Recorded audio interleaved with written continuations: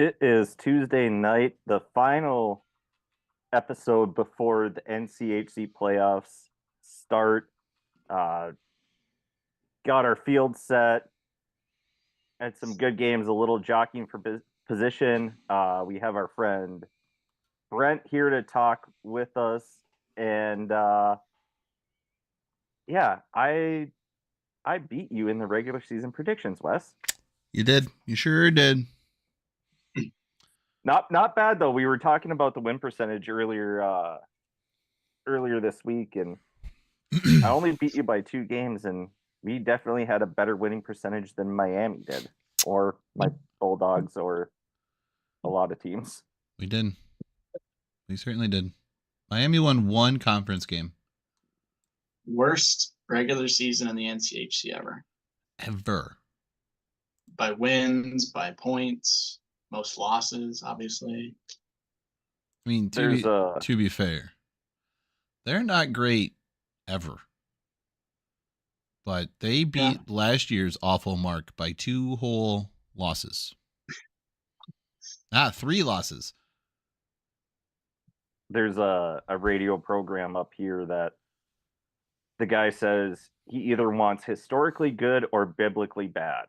Well, Miami is biblically bad. Yeah.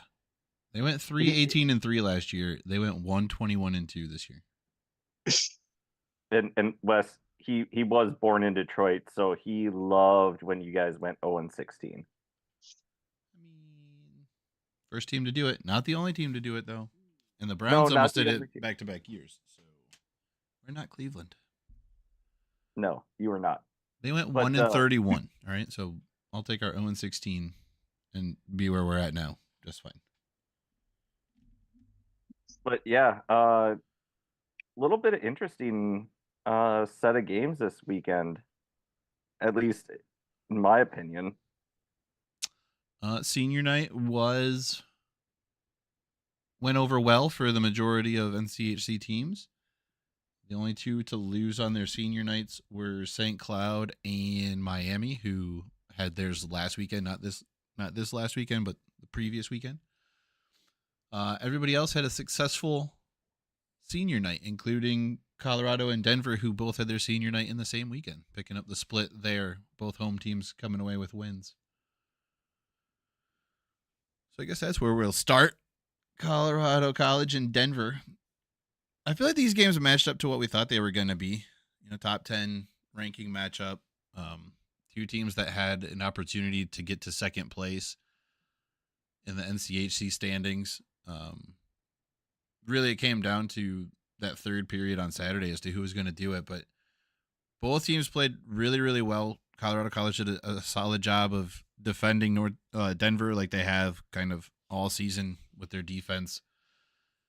Denver down a couple guys in the center position or some top line guys, so might have helped out Colorado College a little bit. But I think Colorado College was a team that was kind of destined to win at least one of these games going into the weekend anyway. Like, they've just been playing really good. They've been playing stingy defense all year. Noah Laba is a machine. I think he wrapped up the conference goal scoring title and point title, I think. I think he had 16 conference goals of his 20 on the season or something like that. But yeah, I mean, Mayott's done a great job with that program out there, and they really had a chance to get to second place. Failed. I think they ended up tied for third, but lost the tiebreaker. So they're sitting in fourth place, and they will host Omaha this weekend. Colorado College is a team that I was used to them being good back in the WCHA, and so I really like that they're back up there now, and they're a tough win for your squad every week. We both predicted the home teams were going to win, and both were 4-3 games. That's a pretty solid weekend and good hockey. And we've said it all year, Denver's down a little bit, but Colorado College is way more elevated than they were last year. And what they've built there, what is this? third year for Mayotte. Yeah. Yeah. Mm-hmm. What he's built in 3 years that's usually when you start to see the improvement. But even last year, getting to the Frozen Face-Off Championship, um, he's built that team up faster. And I'm not, I don't want to play them right now, and they're only going to get better. They're kind of going in the trajectory Denver has been the last few years. Yeah, and he did it without the transfer portal. You know, a lot of schools are kind of big on that transfer portal, North Dakota being one of them that really plays in there. I don't think they had, I think they had a couple transfer outs. One ended up coming back, I think, was this year. I think last year they didn't have any transfer in or nobody transferred out, one of the two. Um, but yeah, just they've really limited the number of guys who are leaving that program. The two that I can think of offhand, and one of them was really before Mayotte, was Cruikshank, who ended up playing at St. Cloud last year after playing in Minnesota, I think, for a year. And then Yep. Dominic Bassi playing goal for St. Cloud after having spent 2 years in Colorado College. And really, I think that was a great move for both Bassi himself and Colorado College, because they were able to let Umberco come right in as a freshman and play and really carry the load for that team. And Bassi was able to go and get some play time at St. Cloud that I don't know that he necessarily would have got backing up Umberco. So it worked out well for both, I think. I think so. I think, and Cruikshank, going to Minnesota, he went to Minnesota first, and then St. Cloud last year to St. Cloud. But it worked out, and I think that's kind of what the transfer, especially for Bassi, that's what the transfer portal is necessarily for. Is with Bassi, he knew he probably wasn't going to get to play, minimally at best, and now he had that opportunity to go play at St. Cloud. But yeah, they think they had 3 total transfers. It was either 2 or 3, and one of the kids went back to the program. So that says a lot about what Mayotte's built there. Yeah. Other series this weekend, Omaha earned their first Week 12 sweep against North Dakota. Program history. Honestly, your guys' series at the end of the year, right about 500 between the two programs. I think North Dakota is now only up 2 games on that last weekend, which kind of sucks that it's coming to an end. We did learn that next year we'll see the last year of the rivalry weekend, but with Arizona coming in, we'll see some change up to the scheduling. But yeah, North Dakota, you guys in North Dakota had just traded wins and losses, three splits in there. North Dakota had a couple sweeping last year, and the very first year that it switched to kind of this style, and then you guys picking up the sweep this year. So Omaha looking to improve and go into the playoffs here on a high note. Again, I mean, you're kind of running into a bit of a buzzsaw there in North Dakota, but honestly, I think these two teams stack up really well. You guys in Colorado College, a couple really good goaltenders, some really good defense. I think Omaha might be slightly ahead in the health department. I do think that Colorado College had some injuries they were working through as well. But one of the I think probably one of the better series that we're going to get in the first round of the playoffs between those two teams. Colorado hosting their first playoff series in the NCHC. Omaha looking to get to the conference finals or semifinals, finals there in St. Paul for the first time. So quite a bit on the line for both teams here, really. Yeah, I think it obviously a little biased, but I think it might be the best. Obviously, it's the 4-5-2, but it might be the best matchup of the weekend, with them both tied at 11th in the pairwise. Basically, a series win should basically lock up a spot in the NCAAs. And a few of us have kind of looked too, if Omaha were to lose to, should still be pretty close, kind of sitting and watching a lot of games next week if we don't make it. but the sweep against North Dakota was everything they could have asked for. They kept their hot streak going. I think they finished 10-1-2 to finish the regular season. And obviously North Dakota had a lot to play for, but I think Omaha just the whole weekend was the better team. There was a little stretch there in the second period on Saturday that I kind of noticed North Dakota was pushing back a little bit more than they had been, but it was all Omaha basically the whole weekend, and it was quite the atmosphere. There was obviously quite a few North Dakota fans, but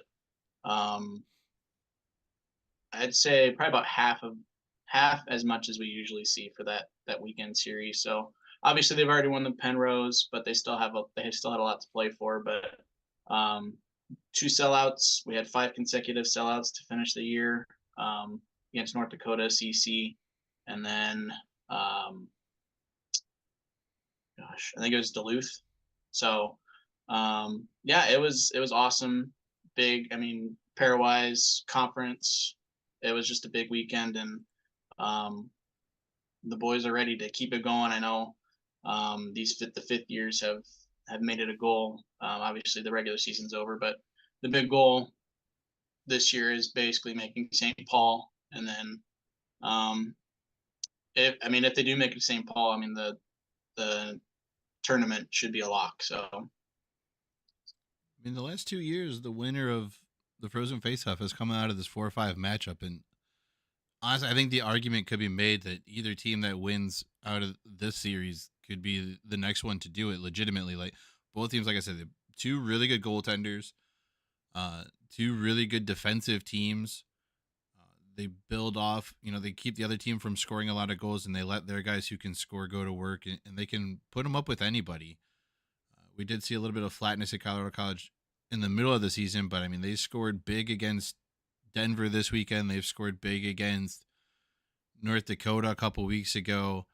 Like, they could fill them in with the best of them, and Minnesota, Omaha's the exact same way. Like if they get on a roll and they see that puck go in, they're definitely more than capable of running up a score and putting 3-4 in the back of the net before you blink your eyes and take control of a game. So the 2 teams that played the most overtime games in the conference, I believe, the 2 teams with the best overtime records, Colorado at 5-2 in the overtime period, Omaha with a perfect 5-0.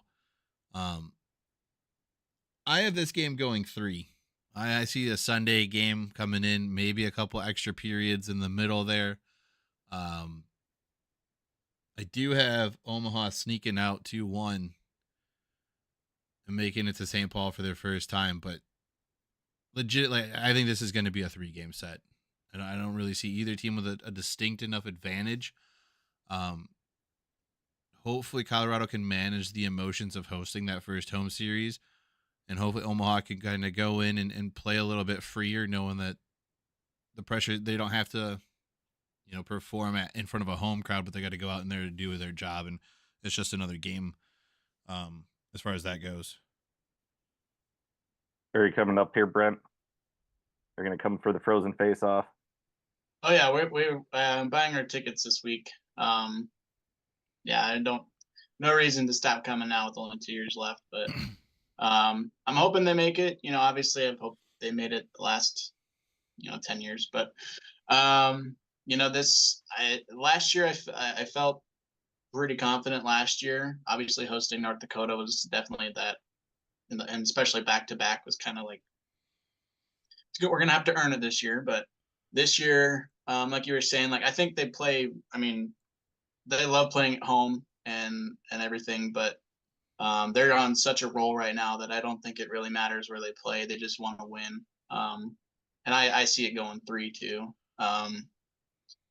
With everything on the line, I mean, you could have your season on the line this weekend. You got to play like that. So I think 2 really good teams. It was a great series a couple weekends ago here in Omaha. And we should have Latkozy back. He was a late scratch Saturday night due to illness, but I think it'll come down to goaltending and Barrico versus Latkozy, or if it's Isley.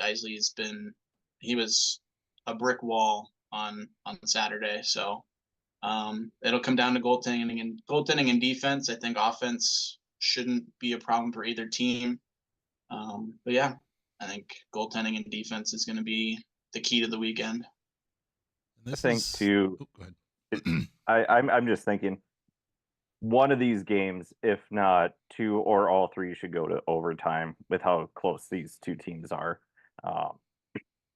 And that's kind of how it's been the last couple of years too, with the 4-5 matchup, with UMD winning in overtime uh, two years ago, and then I think there was an overtime game last year as well.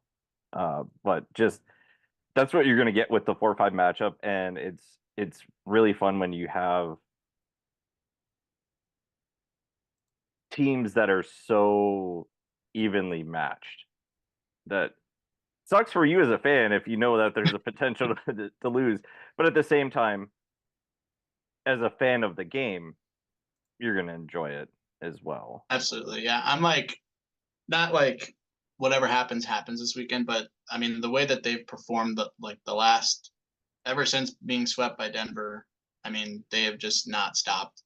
And so, I'm kind of just prepared for either way. I'm going to be super happy if they make it. I'm not going to be super upset because they're going to be playing a good team. And if you lose to a good team, you can't be super upset. That's like this last weekend. Mm-hmm. North Dakota is a good team. And I was like, I'd really love them to win both games. But North Dakota, I mean, they've been really strong all year. The second half has been a little here and there, especially the last few weekends. But they're a good team. So if we lose to a good team, I can't be upset. And thankfully we didn't. But, this weekend, two teams that are battling, CC in Omaha, obviously, battling for a spot in St. Paul and a spot in the national tournament is that's a lot to play for. So both teams are going to be battling. This is the first quarterfinals matchup between CC and Omaha. Yep. And I'm going to put this out here. If you guys make the championship game at the Frozen Face-Off, I'll drive down, buy a ticket, and I'll buy you lunch or something just for Okay. that, because I'm not that far away. So I will come down. If you make the championship game, if Omaha does, I will buy you lunch at like Tom Reed's or someplace downtown in St. Paul. All right, I'll just do it. Trying to see. Do we know if the first round is standard 3-on-3 and then overtime, or is it perpetual overtimes? I know it should be. I know semis and finals are. I'm pretty sure they are anyway. 5-on-5. It's standard. Yeah, it's standard. Yeah, 20-minute 5-on-5 till there's a winner. I'm gonna make sure. I want to see if we can figure out where it would be. Because I was just thinking back to 2 years ago in St. Cloud, and it was 5-on-5. Oh, okay. Because I know back in the CCHA days, the first round on campus sites would be, they would go to a shootout eventually. But if it got to the semis and the finals, those were perpetual overtimes. Because like Michigan and Bowling Green went to like double or triple overtime in 2012, and we're sitting there watching like, can this game end? It is after midnight in Detroit, and they're still playing. Like, we have to be back tomorrow to watch the championships. So that's good. I think that series alone deserves the full overtimes. They were separated by a point in the standings. I expect this to be everything that we got all season long from both teams. Just straight big boy hockey, battling in the corners, battling for loose pucks, trying to stay out of the box. I think power plays could definitely play a role here. It's just, I literally think this might be the best series we're gonna get out of the playoffs, which is kind of hard to say. But I like when you look at the playoffs, they're the two teams that are closest in the standings. You should get pretty competitive play, but I think both teams are just playing really good hockey right now, and it's a step above some of the other matchups we're gonna see. I think we can even move on to the next one. If we're going 4-5, then we can go to 3-6. And that's Western Michigan making the return trip back to St. Cloud. I'm not going this time. It was too soon.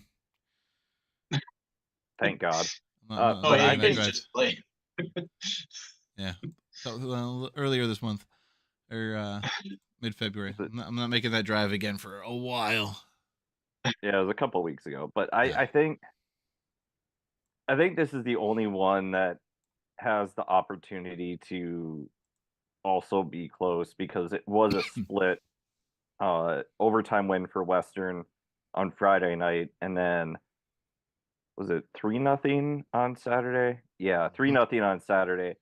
But it was still a pretty tightly contested game on Saturday. Western just I knew didn't it really was execute. 1-0 till the last 3 minutes when Ferschweiler pulled the goalie, and we gave up Yeah. 2 empty net goals. One because we didn't win the face-off in the offensive zone, and they went right down and put it in the net. And the other one, I think they shot it from just outside of their they blue fired line. her down the ice. Yeah, so it was really a 1-0 game.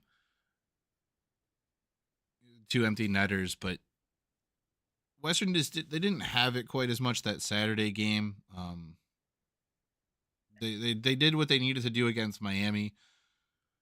Rivalry series, they wanted to come out and make a statement. The Friday game was a little bit closer than I think anybody wanted it to be. Saturday looked a little bit more like what we're used to seeing between those two teams, or at least as of recent memory between those two teams. The high-powered offense of Western Michigan, the whatever Miami is putting on the ice at the moment.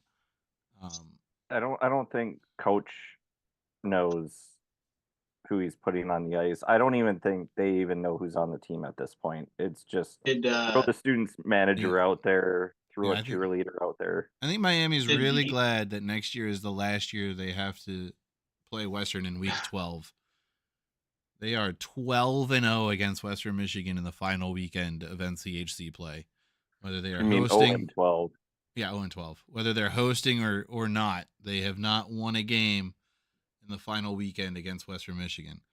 I think the first game last year was as close as they came. I think that ended up being an overtime game, but Western won it early in overtime.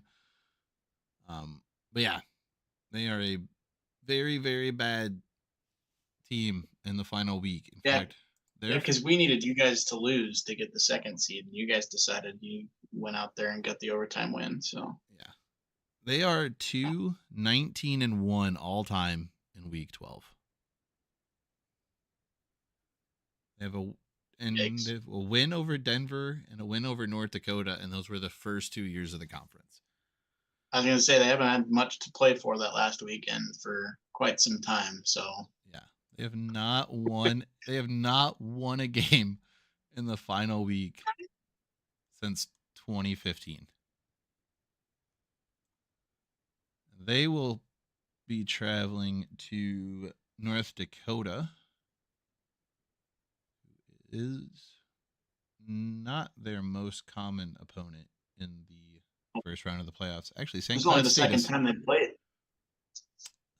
Yes, this is the second time they've played North Dakota. The first time being the pod year where everything was a 1-game series. So this is their first full series with North Dakota in the playoffs. They have played St. Cloud State 3 times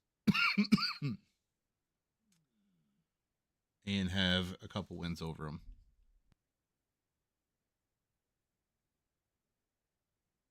Well, I kind of want to go back just with Western and playing St. Cloud and talk about that a little bit more because, I mean, in all honesty, we know what's going to happen with Miami and North Dakota. I mean, Miami might put up a fight, but we know what's going to happen. But that St. Cloud Western series kind of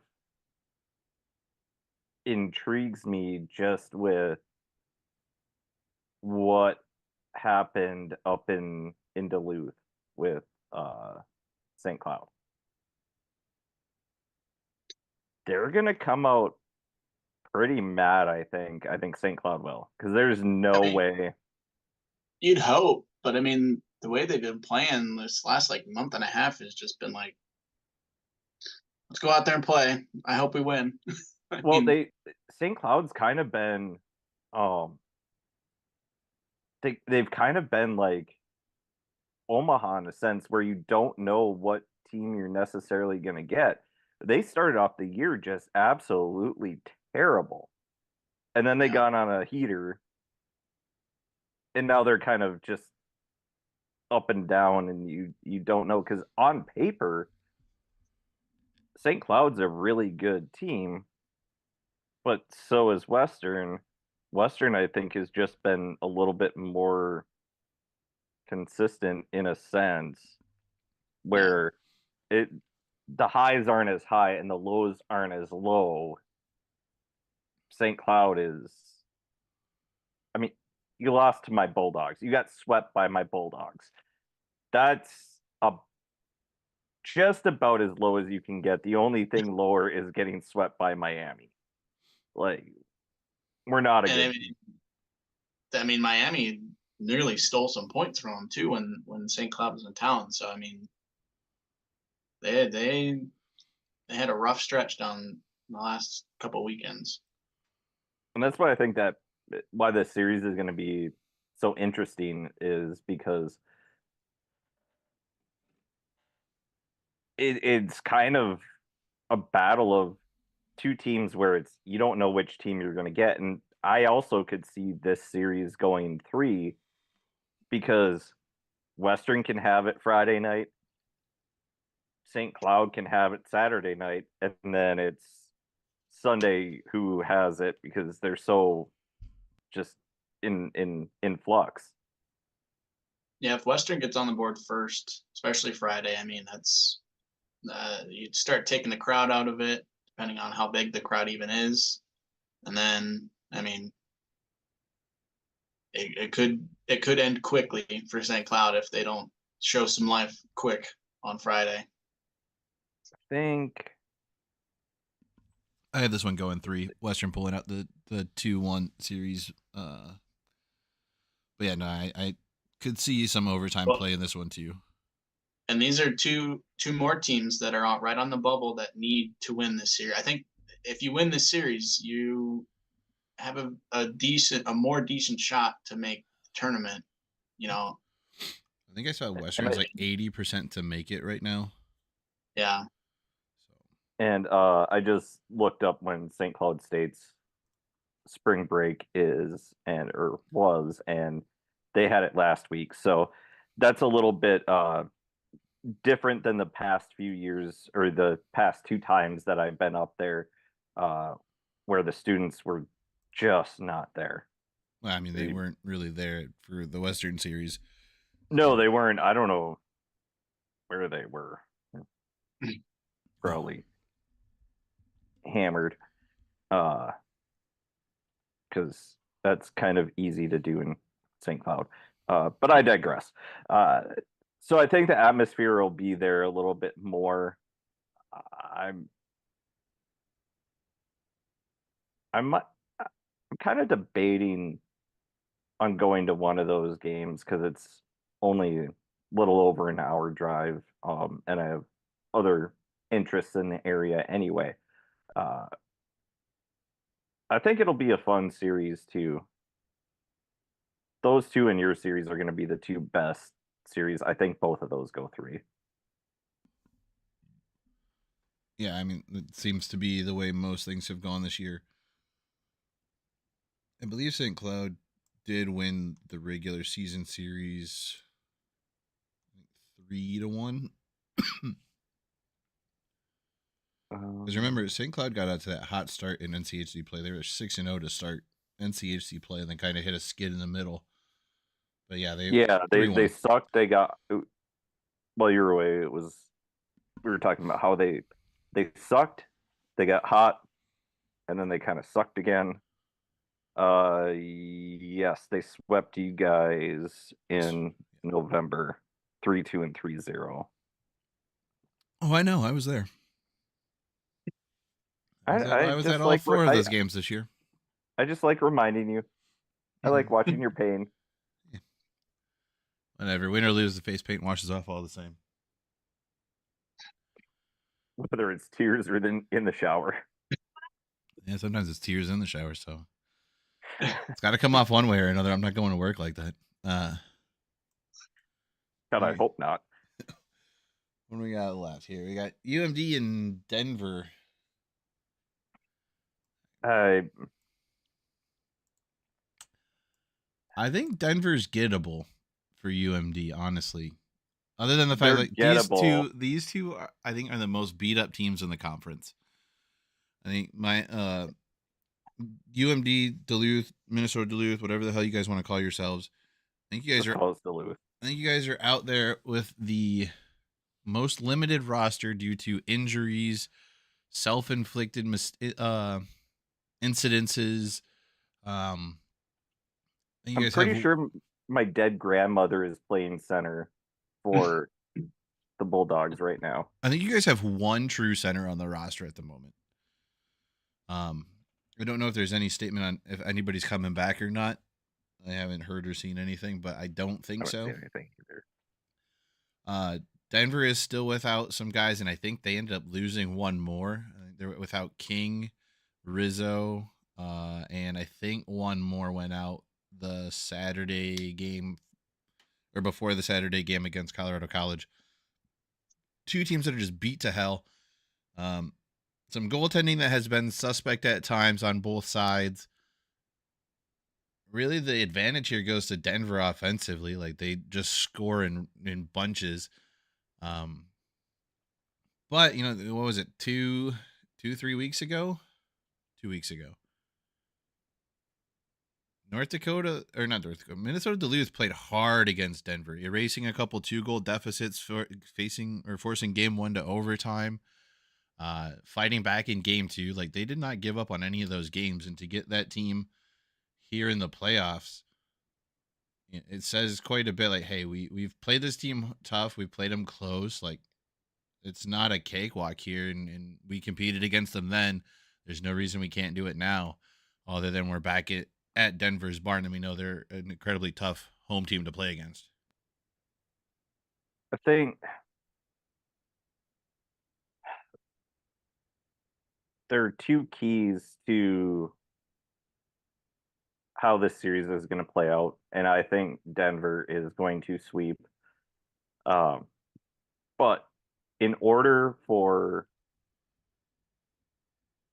us to at least have a chance, it's going to come down to defense and goaltending. Ben Steves he's going to get his.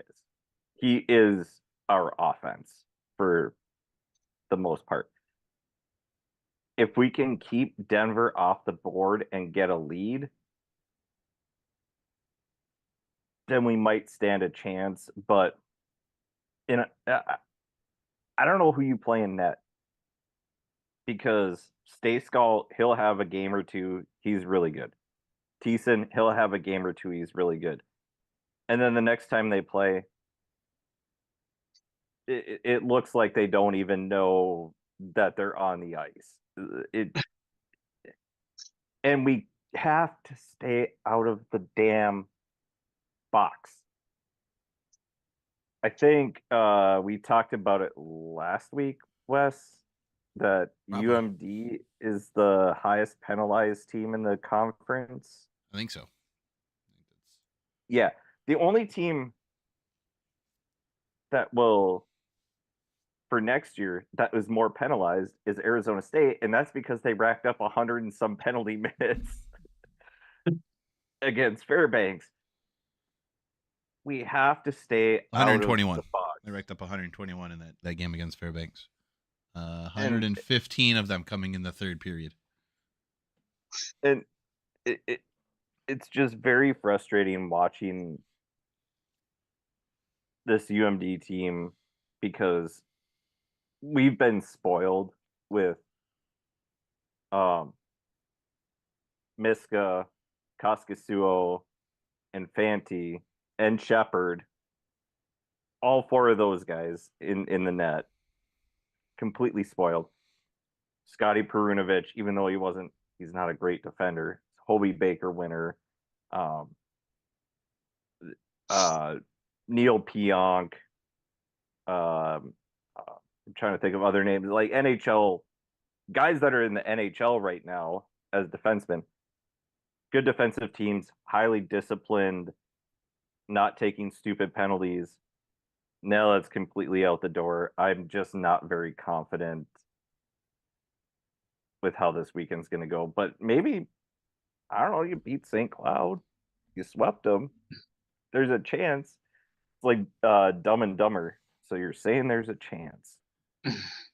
Let's see. I think we only played Denver once this year too. I can look it up right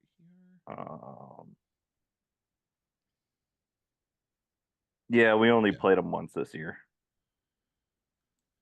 You've only also, this is the second meeting in the quarterfinals. You guys have done more dances in the semifinals than you have the quarterfinals, and UMD getting the better of the contests in the semis. But Denver did take the first quarterfinals 2-0, and I kind of predict that they do this too, unless for whatever reason Denver decides that they just want to sit in the box and let Steves do Steves things, because he is a menace. Please. Unless he gets kicked out again. Yeah. But yeah, I mean, and then the last series that we haven't really talked about yet, both teams getting swept in the final weekend of the regular season. That would be Miami making the trip up to North Dakota. I don't have high hopes for the poor, lonely Miami Redhawks. The Battle of the Hawks, a bird fight. There'll be feathers flying on the ice this weekend. God. They're just going to keep chirping away at each other, pecking around, trying to find goals. Peck the puck. I was joking Saturday night with some of the fans that this is the college hockey script writers are in their worst NCHC regular season for Miami. They get North Dakota first round, and they're going to go in there and make it to St. Paul. Hey, I'm just saying, here's how ridiculous college hockey is. Miami has a better shot at winning the national title this year than an Arizona State does. They just gotta go out and win 8 games in a row.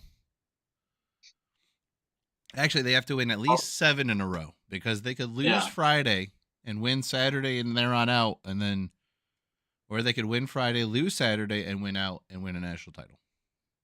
Only have to do something you haven't done this year. Win games. Win games. Yeah, score more goals than the other team. Hey, they know the weaknesses of Ludwig Persson. They do not know the weaknesses of the North Dakota defense, but they know the weaknesses of Ludwig Persson. Yeah, they should have, that Friday in Oxford, they should have won if it weren't for North Dakota being North Dakota and scoring like twice in the final 2 minutes or whatever, and then quickly in overtime. But Miami has Miami even won 2 in a row this year? I think they won 2 in a row. I think they swept somebody in the non-conference, like Niagara or something. Or I know they definitely swept Niagara. It was like over the winter break or something stupid, because I had picked them to split and they ended up screwing me over and swept the series. They swept Canisius. Oh, yeah, Canisius, and that's it. Well, technically they have four wins in a row, because they beat Ferris, swept Canisius, and then they beat Arizona State 5-4 in overtime. Yeah, see? True. Just gotta double that up. There's still a chance, is all I'm saying. And they do have a shootout win against Denver. Yeah. But other than that one T, they have a shootout loss, I think. They have 2 shootout losses to Duluth, I'm pretty sure. No, just one. Well, yeah. Just one. Yeah, because they were 121-2.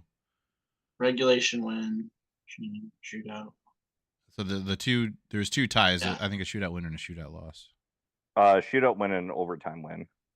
Then if it was an overtime win, it would have gone. Then it was in non-conference, because in conference they were 121-2, and that's the only one that I really paid attention to. Arizona State, they had a shootout loss to them, but in conference, I mean, I'm on the website right now, and it says Agreeing with you. I'm just telling you, they had 2 conference ties. They made it through overtime twice this year against conference opponents.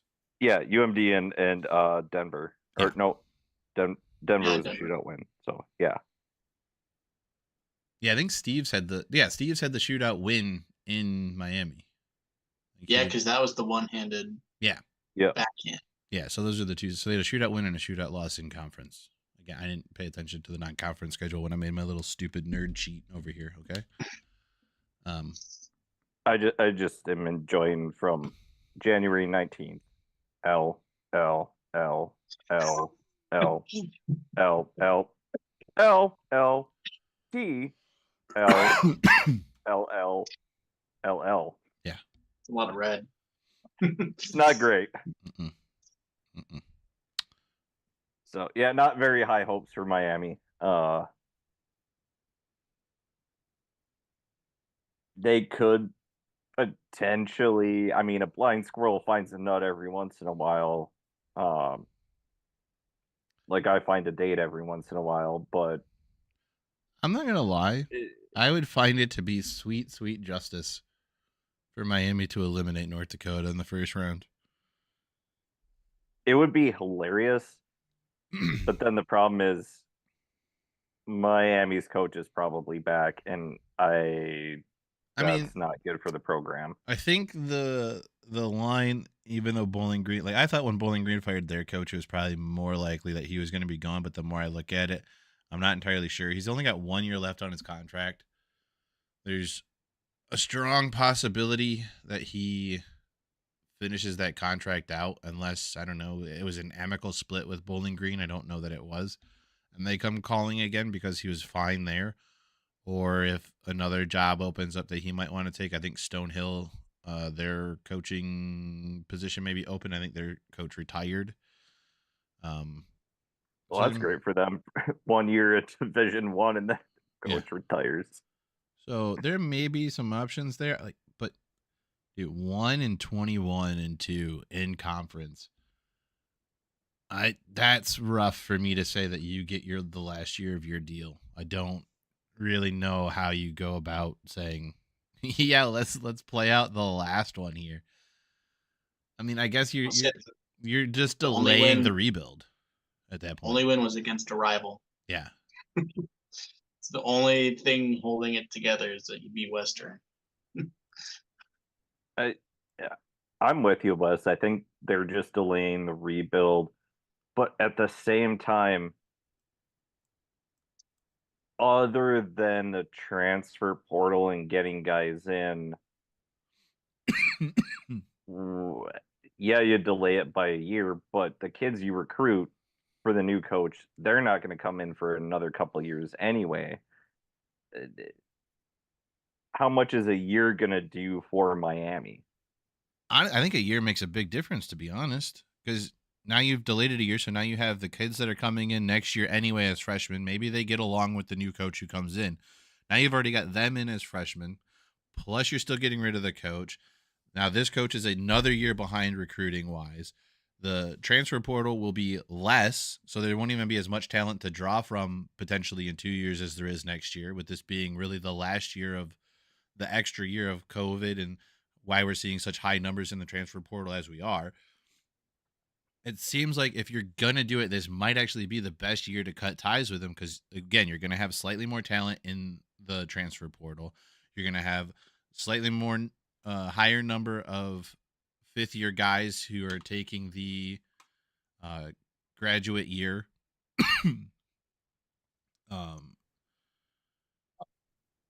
As opposed to bringing in more guys who may not fit with the program anyway. It's a fair argument. I mean, I'm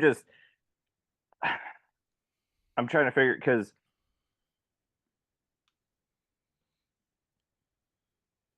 you fire the coach now, the kids that he's recruited, then they're also gone.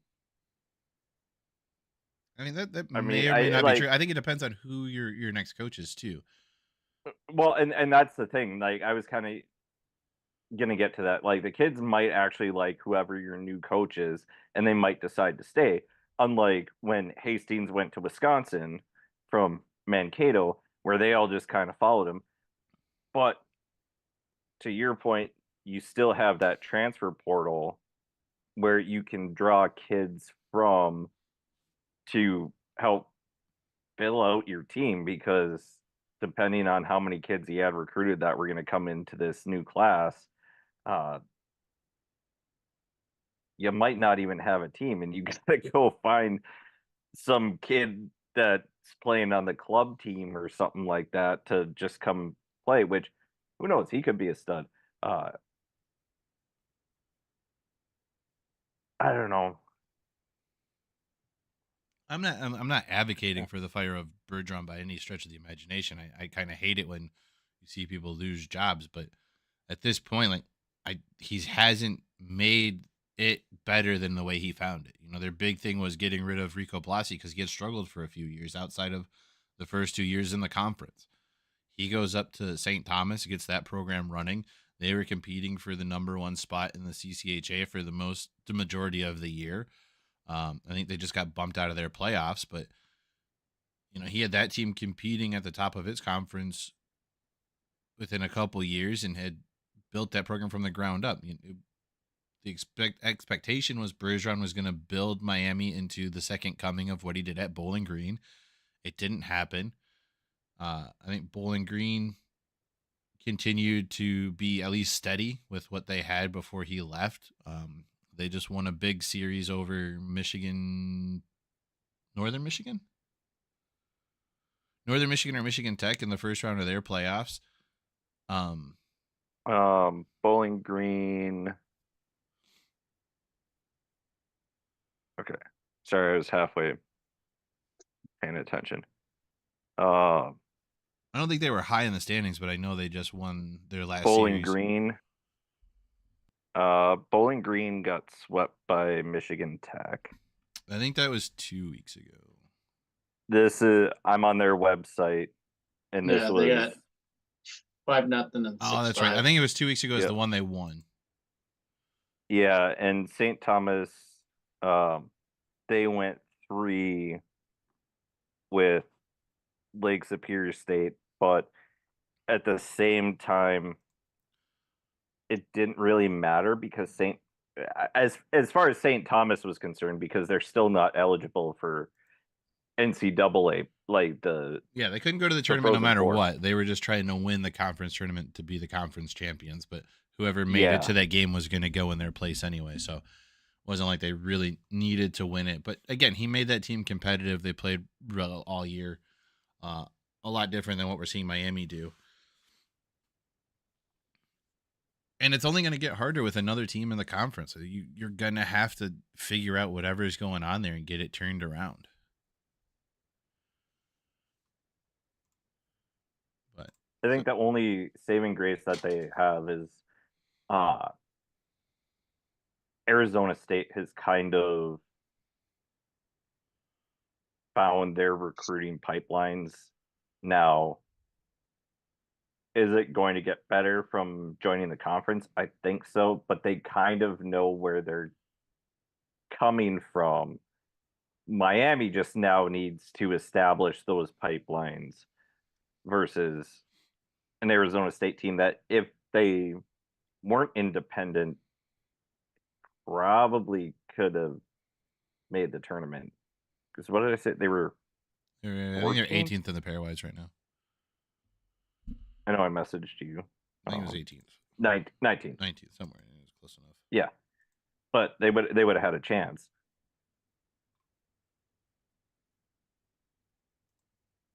Yeah, it'll be interesting to see where they fall next year for sure. How that plays out. We'll have to take a look as we get closer to the season, and then see where we know they'll be fresh going into the playoffs next year.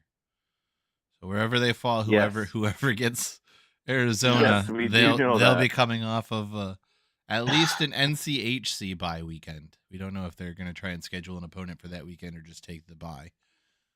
I believe when we talked with the commissioner, the plan was one team was going to have a bye going into the weekend, basically because other than the independent schools, everyone else is within their conference play.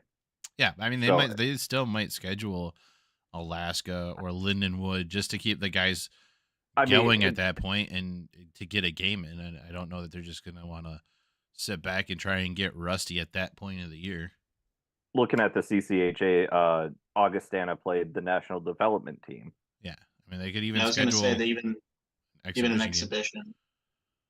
So maybe they schedule Arizona in an exhibition game and beat the tar out of them again, like they did at the start of the year.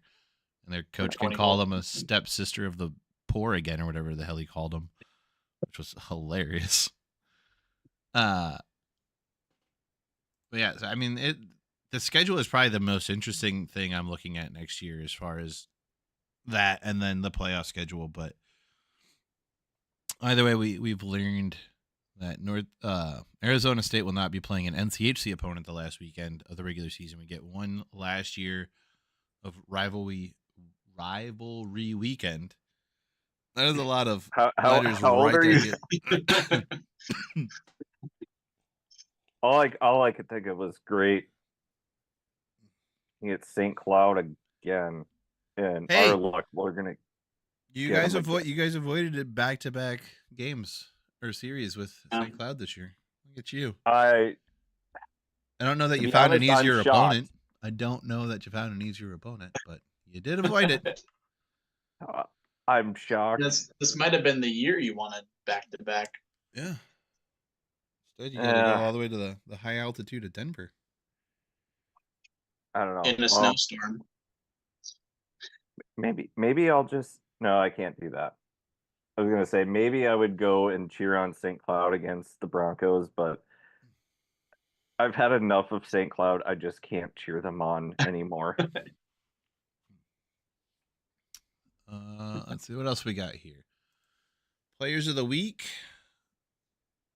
Couple Bulldogs, a Husky, and a Bronco made the list this week. Ben Steves is the forward, Aaron Pionk the defenseman. Rookie goes to Tyson Gross from St. Cloud, and goaltender of the week, Cameron Rowe. There's some folks from your fan base there a little upset about that. Yeah. But here's my argument. He's the only conference goaltender who had 2 wins this weekend. Because I think even... Yeah, because Miami lost both games. Cozy split because he didn't play Saturday. Colorado College and Denver split the series. We had 2 goaltenders with 1 win. Yeah, that's what I'm saying. So he's the only conference goaltender who had 2 wins. But that performance Saturday night from y'all's goaltender was impressive to say the least.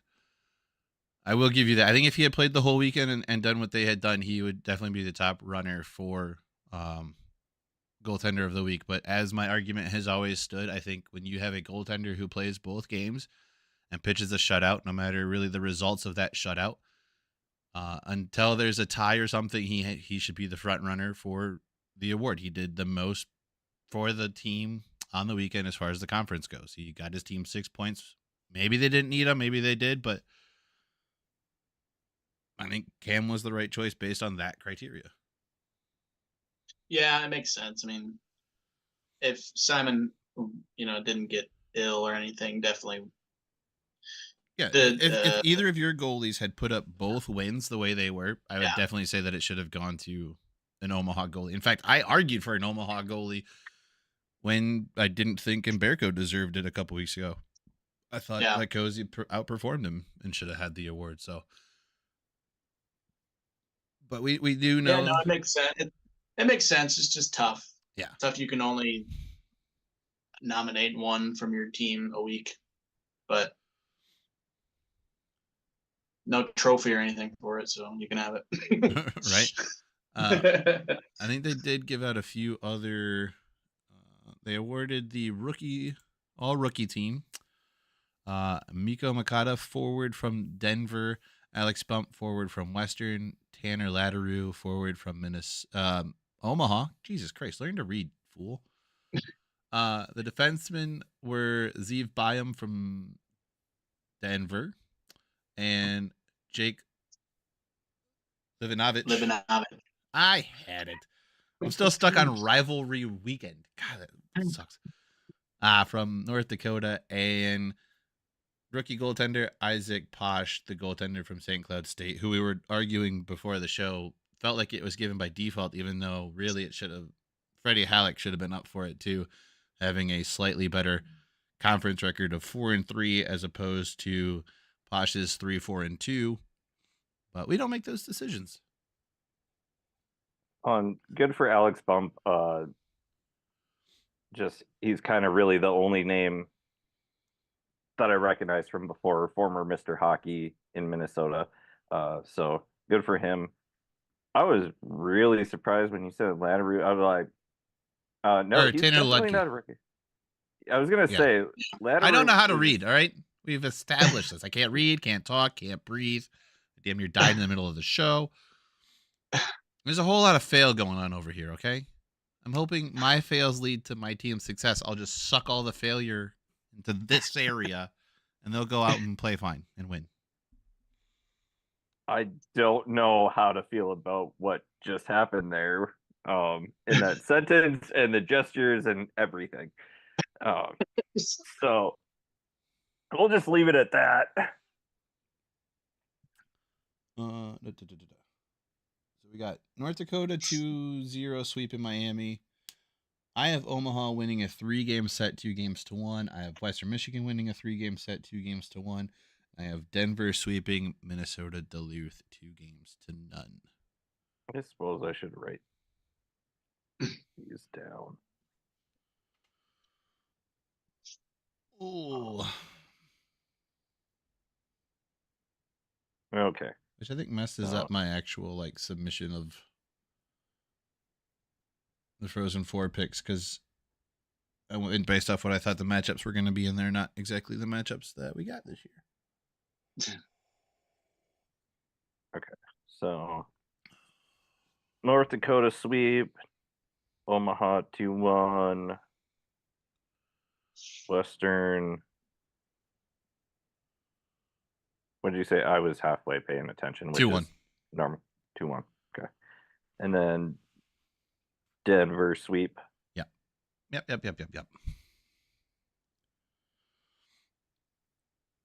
And really, my only real lock in for a sweep though is North Dakota over Miami. Yeah, I mean, and I'm just doing this more for just so we have it. Brent, are you on the same page? Yeah, North Dakota sweep. Yeah, I want to say Miami probably keeps one of the two close.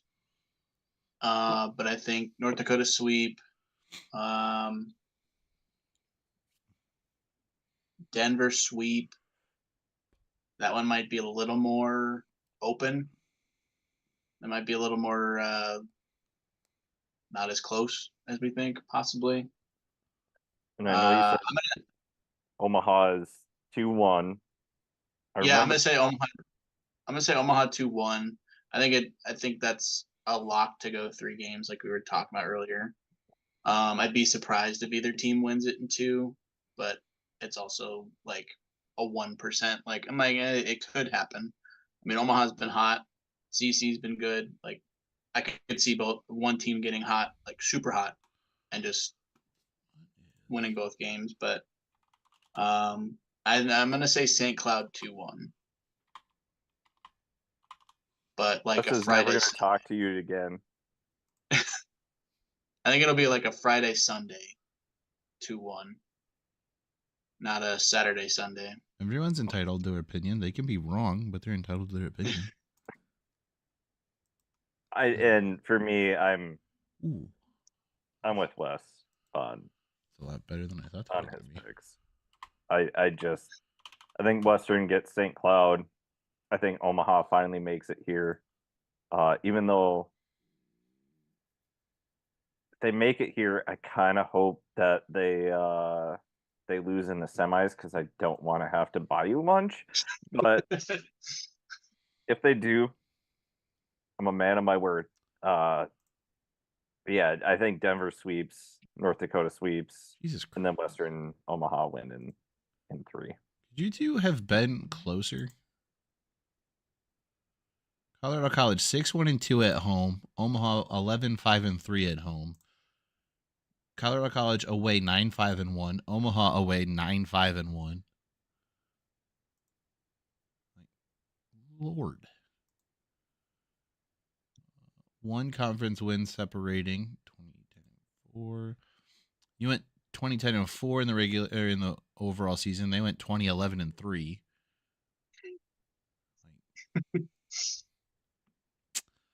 And we were talking the difference between CC getting home ice and Omaha getting home ice was the tie Saturday night against the head to head. If either team, well, if we would have won in regulation, we would have been hosting CC. If all else stayed the same, obviously there's a whole weekend of hockey in there, but or 2 weekends of hockey after that. But that was the difference, was the overtime in Omaha. Yeah, all the games this weekend can be found on NCHC TV. Next weekend, all of the games are on CBS Sports Network. So good luck watching them. I guess some people have struggled to find who carries CBS Sports Network. YouTube TV. I was going to say, you can get a free 3-week trial at YouTube TV. Get it. Hulu also has it if you have the Hulu Plus Live TV. Or, just go to the XL Energy Center and buy your $14 drinks and $8 hot dogs and everything like that. What? Where? But I wonder if I'm going to use this very loosely. Our friend Kirsten is working the games. I believe she'll be working the semi and the finals. I believe that was brought up on their podcast a couple weeks ago. All right. Well, tickets. Might just need to buy them now. That was. I know she's not going to listen to us idiots, so. No, that's still the all rookie team. I thank you for telling me 18 times that who made the all rookie team NCHC. Oh, here we go. Oh, some other stuff handed out by the NCHC. Goaltending champion Caden Emberko, save percentage 927 on the year. Goals against 215. Goal scoring champion Noah Laba with 16 conference goals. The scoring champion was Jackson Blake with 37 total points. And that's all that they've given out so far. I think next week will be that Thursday before the playoffs will be the yearly award banquet in St. Paul. Are nominations this week then? Will that be up later this week? Probably. Finalists? I would hope so. I would assume so. I would think so. Well, like tomorrow, maybe? Maybe. They're always like a day behind us of anything really helpful for our podcast, but that's because we choose to do it on the day we do. Because we have no other time to do it. I mean, we have other time, but that's not. This is the easiest. Yeah, that's for later talk. There was something else. What the hell was it? My brain just shut off again because that's what it do. Well, I have something. Side note. It's been nice having Trevor Gorsuch join us, but now that he's the ECHL goaltender of the week, he has requested that. He has requested nothing. He has requested nothing. Other than he wants to know why Kansas City was chanting that he eats broccoli because no one understands why they were yelling that at him. That is his request. I'm Didn't even let me finish my joke. I'm sure I already told you that I will pay him nothing because he gets paid nothing from from EA Sports. So he can We demand all he messaged wants. him. He can demand all he wants. He will get nothing from me. I asked Trevor, I was like, hope this means we don't have to pay you like Pat McAfee pays Aaron Rodgers, because I mean, really, we don't got the means. Trevor's just a better person than Aaron Rodgers. I think that's. Well, doesn't take a detective to figure that one out. As they are, anything else you wish to? I think the fan voting for the Hobie just finished up. Not that that really means a damn thing. I didn't vote at all. There should be some nominees for the yearly awards here coming out soon. I think there's some clear runaways.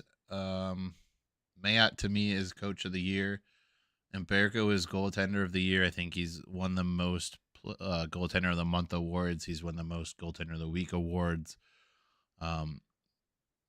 Really, yeah, three-time national goaltender of the year. I mean, 3-time national goaltender of the month. Like the kid's been everywhere and doing everything. Had an outstanding sophomore year, which may be the most surprising thing, that he had an incredible sophomore year. We'll see how he continues here. Because I think both. Well, I don't know that Mike took any. I took a small amount of heat for not putting the Cam Johnson on the top 5 NCHC goalies, because he won a national title on a stacked North Dakota team and then did absolutely nothing his junior or senior season. So sorry, he was forgettable. Starman did give us some insight. Again, he was forgettable and did nothing 2 years after winning a national title. Don't you go against Dave Starman. I'll go against whoever I feel like. Again, it's my opinion. I'm entitled to my opinion. You may think it's wrong, but it's my opinion, and I don't care how you feel about it. Which is always wrong. That's not true. I was right like 116 times this year, so eat a bag of potato chips. Stay safe. Actually sounds really good. I think those are the kind of the two most distinct. I think there's definitely an argument to be made for Steve's as far as like maybe forward of the year or player of the year. He's really the only standout from that Minnesota Duluth team, unfortunately. I would say Zeev Buium for offensive defenseman. Yeah, for sure. Yeah. I mean, kid had an outrageous freshman year. Yeah, he did. I think the argument there could be maybe he could be both. He could be offensive defenseman of the year and rookie of the year. Outstanding what that kid did. Kind of made you forget about a lot of the rookies, even though that all rookie team is pretty impressive. But those are the ones that kind of stand out to the most. I guess we'll check back in when the actual nominees come out, and hopefully it's before the next episode, and Mike and I can maybe make some uneducated guesses and throw our non-existent, non-counting votes out into the universe and see what happens. Emphasis on the uneducated. I was really going to go with emphasis on the not counting part. Hey, my opinion. I spent my money to have a piece of paper from one of the 8, soon to be 9, prestigious universities that make up the NCHC. I'm still spending my money on that piece of paper. In fact, I'm moderately educated.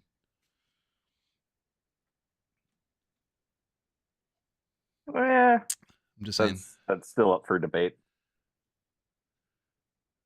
But I am also a 5-time NCHC fan of the week, so there's that I can hang my hat on, is a sense of real feeling of pride.